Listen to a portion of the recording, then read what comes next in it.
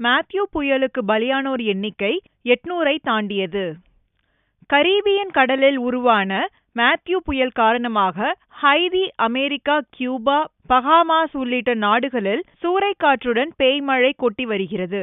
மணிக்கு 195 கிலோமீட்டர் வேகத்துக்கு புயல் காற்று வீசியதால் ஹைதி நாட்டில் வீடுகள் இடிந்தும் வெள்ளத்தில் அடித்துச் செல்லப்பட்டும் பலர் இறந்தனர். இந்த புயல் ஹைதியின் தென்மேற்கு பகுதியை கடுமையாக தாக்கியதில் அந்நாட்டின் முக்கிய நகரமான ஜெரோம் முற்றிலும் அழிந்தது.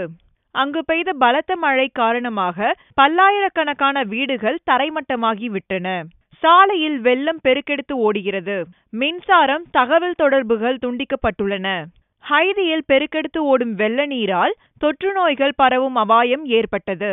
மேத்யூ புயலின் தாக்கத்தால் இதுவரை 800க்கும் மேற்பட்டோர் பலியாயினர்.